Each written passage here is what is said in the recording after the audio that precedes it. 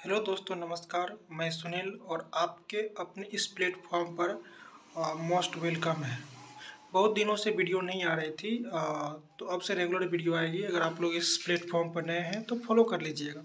चलिए, आज जो हम चर्चा करने आए हैं वह एक विशेष मुद्दा है और आप लोग थंबनेल से समझ ही गए होंगे कि लोकतंत्र पर खतरा। ठीक है, आज 2-4 दिन पहले की जो घटनाएं हैं कि हमारे विपक्ष के सबसे बड़े नेता माननीय राहुल गांधी के द्वारा इलेक्शन कमीशन पे आरोप लगाया गया वोट चोरी के द्वारा कि अभी जो विभिन्न राज्यों पर, जैसे कि आपका बिहार हो गया, कर्नाटक हो गया, महाराष्ट्र हो गया, बहुत सारे राज्य हैं जहां पे चोरी का आरोप लगाया गया है।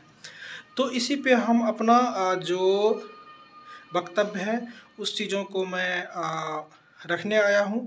अगर आप लोगों को इस वीडियो से क्या इन्फॉर्मेशन मिलती है थोड़ा सा कमेंट में बताइएगा, और आप लोगों का क्या ओपिनियन है वो भी चीज़ें कमेंट कीजिएगा। चलिए, हम बिना देर करते हुए वीडियो को स्टार्ट करते हैं। तो सबसे पहले बातें इस चीज़ों का है कि राहुल गांधी ने आरोप क्यों लगाया।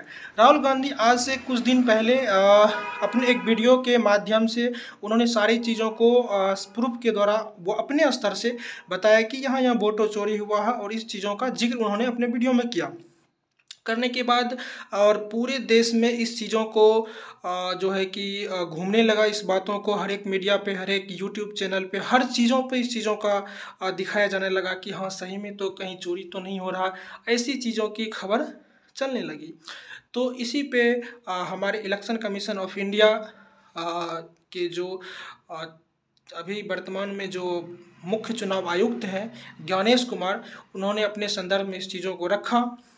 कहीं ना कहीं ये लोकतंत्र पे खतरा है, क्योंकि अभी जो ये चुनाव आयुक्त बना है, मान चलिए वो अनुच्छेद 61 हमारे संविधान के अनुसार अनुच्छेद 61 में इस चीज़ों का वर्णन किया गया है कि इलेक्शन कमीशन के अर्थात कि जो चुनाव आयुक्त होते हैं वह हमारे देश के को चलाने वाले एक अकेला जिम्मेवार व्यक्ति होते हैं, कि वो व्यक्ति डिसाइड करते हैं कि चुनाव सही हो रहा है या गलत हो रहा है। आखिरकार उनका एक लोकतंत्र में बहुत बड़ी भूमिका है, और इस आधार पर लोकतंत्र पे आरोप लगाना देश पे बहुत बड़ी संकट का सामना करना पड़ सकता है। इसलिए हमारे मुख्य चुनाव आयुक्त ज्ञानेश कुमार ने इस चीज़ों को संदर्भ में लिया है। फिलहाल मैं ये चीज़ों बता देना चाहता हूँ कि जो मुख्य चुनाव आयुक्त होते हैं उनका क्या कार्य होता है। ठीक है, उनका जो कार्य होता है विशेष तौर पर उनका मुख्य तौर पे कार्य होता है कि वो जो है पूरे देश में, और राज्य का भी अलग अलग चुनाव आयुक्त होता है। पूरे देश में एक निष्पक्षीय चुनाव हो, बिना चोरी किए हुए चुनाव हो, अपनी भाषा में समझे तो बिना धांधली किए हुए चुनाव हो, और एक अच्छे जनता के सेवक को चुना जाए जो देश, राज्य और सभी चीज़ों को चलाए।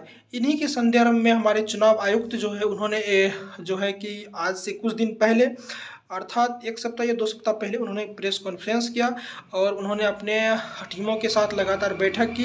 उन्होंने कॉन्फ्रेंस में अपने जो भी सीनियर्स थे, जूनियर्स थे, उस सभी को बुलाया, और उनका कहने का मतलब है अगर हाँ ये बात सही है तो साक्ष्य के तौर पे ये चीज़ें जो विपक्ष है वो प्रकट करे। फिलहाल मैं ये कहना चाह रहा था कि उन्होंने राहुल गांधी का नाम इनडायरेक्टली लिया है, डायरेक्टली उनका नाम नहीं लिया गया है। तो चुनाव आयुक्त ने साफ तौर पे कहा कि अगर हाँ वो चीज़ें सही है तो आप हलफनामा पेश कीजिए, विपक्ष को बोला गया। तो हलफनामा क्या होता है, चलिए इस चीज़ों पर हम 2 लाइनें बोल देता हूँ।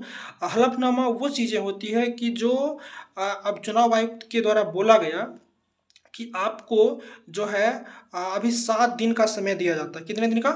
7 दिन का। 7 दिन का समय दिया गया है, और इस 7 दिन में आप जो चुनाव आयुक्तों पर आरोप लगा है, लोकतंत्र पर जो आरोप लगा है, उसको साबित करके और हलफनामा पेश कीजिए, अर्थात कि रिटेन लिख करके एप्लीकेशन डालिए। इस चीज़ों को बोला गया था। फिलहाल इस पे विपक्ष या राहुल गांधी के द्वारा कोई भी प्रतिक्रिया नहीं दिया गया, और नहीं देने के कारण जो है कि इसको वापस ले लिया गया। आखिरकार आगे क्या होता है, इस चीज़ों को भी हम लोग को देखना है। लेकिन लोकतंत्र पे आरोप लगाना एक बहुत बड़ी गलतफहमी है, लोगों की हो, सरकार की हो। मैं ये नहीं कह रहा हूँ कि ये सरकार सही है, ये सरकार सही है। हाँ, ये चीज़ें हैं कि वोट चोरी का आरोप लगाना ये बिल्कुल गलत है। इससे देश पे बहुत बड़ी संकट आने की संभावनाएं हो सकती है। फिलहाल अगर आप लोगों का क्या ओपिनियन है, क्या राय है, क्या विचार है, इस चीज़ों को आप लोग कमेंट बॉक्स में कमेंट कीजिए। चलिए मिलते हैं नेक्स्ट वीडियो में। धन्यवाद, थैंक यू।